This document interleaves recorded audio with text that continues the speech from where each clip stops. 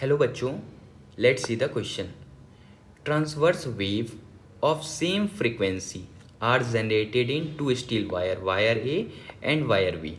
The diameter of wire A is twice of B and tension in wire A is half of that in B. The ratio of velocity of waves in A and B. इस question में दो अलग अलग wire दिए हुए हैं, दोनों में टेंशन का रेशियो दिया हुआ है और दोनों में डायमीटर का रेशियो दिया हुआ है. हमें फाइंड करना है दोनों वायर में वेलोसिटी का रेशियो. तो इस क्वेश्चन का की कॉन्सेप्ट क्या है? Velocity of wave in string. की कॉन्सेप्ट है इस क्वेश्चन का velocity of wave in string. और इसका वैल्यू कितना होता है? ये वैल्यू होता है v equal to root under t by mu.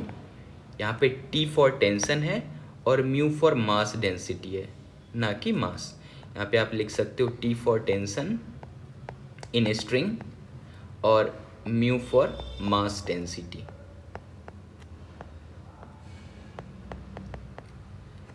Okay, इस क्वेश्चन को अब करते हैं.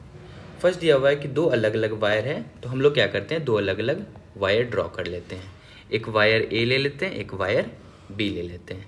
सपोज ये वायर ए है और ये वायर बी है. अब क्वेश्चन में दिया हुआ है diameter of wire A is twice of B. तो इसका डायमीटर जो है वो डबल है बी के, तो इसका डायमीटर हम लोग 2d मान लेते हैं.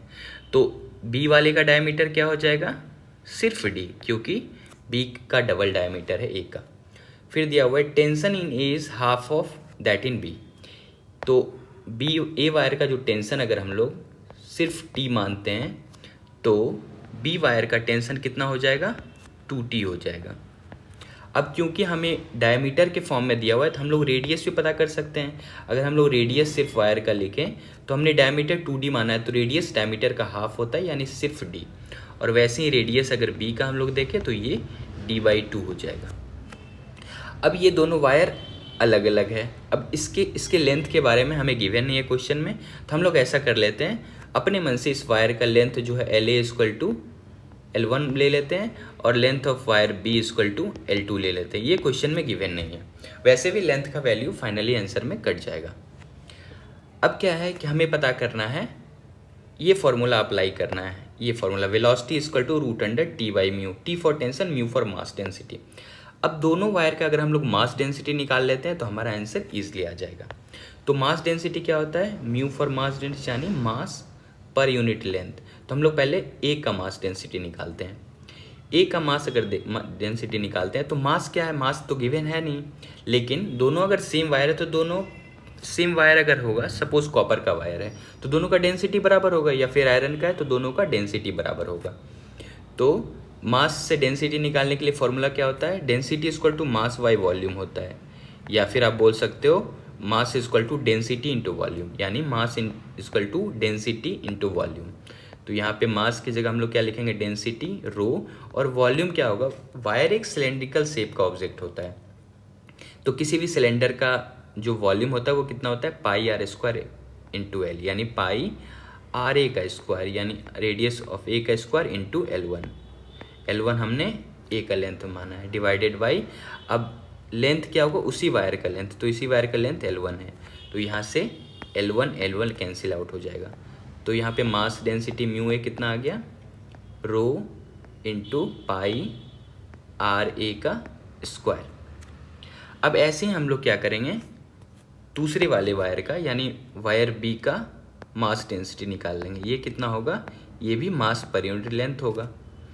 तो इसका अगर हम लोग मास देखें तो फिर से क्योंकि सेम वायर है तो डेंसिटी आप रो ले लो इंटू पाई, इस बार आर बी का square into L2 divided by L2 क्या है?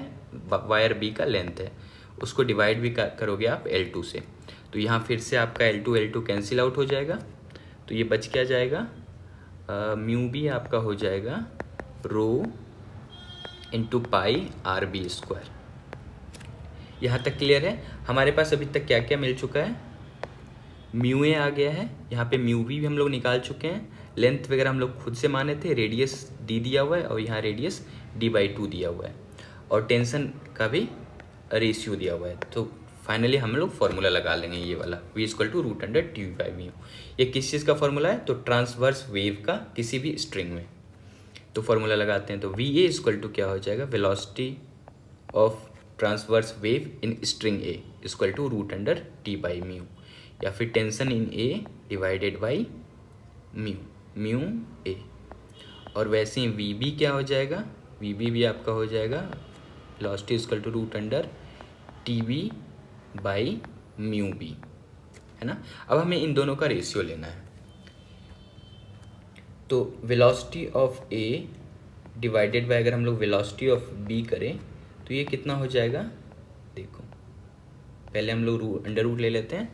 यहाँ पे TA/μA और TB/μB, तो यहाँ पे आप देखो TA ऊपर आ जाएगा और नीचे TB चला जाएगा और यहाँ पर μB ऊपर चला जाएगा और μA नीचे आ जाएगा, क्योंकि फॉर्मूला होता है आपका TA/μA और TB/μB ऊपर चला जाएगा।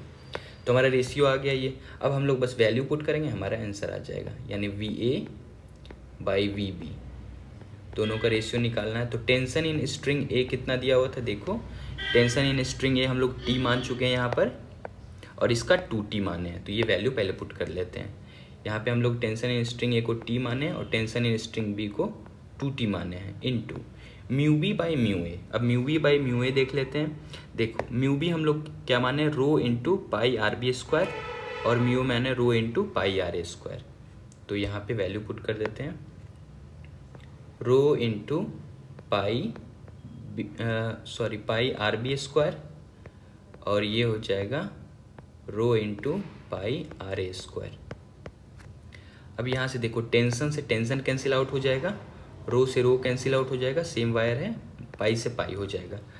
तो VA/VB हमारे लिए क्या बच जाएगा? VA/VB हमारा बच जाएगा 1/√2, ठीक है, 1/√2। इसको अलग ले लेते हैं।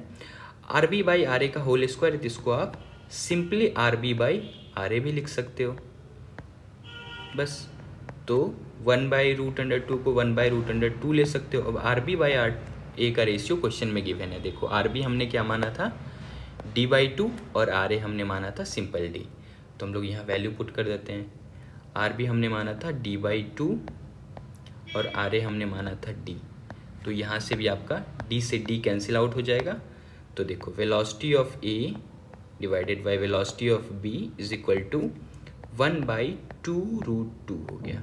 अगर आप इसको रेशियो में लिखना चाहो तो VA/VB = हो जाएगा 1:2√2। ये हमारा फाइनल आंसर है। तो कौन सा ऑप्शन करेक्ट हो गया? 1:2√2, ऑप्शन नंबर 4। ओके।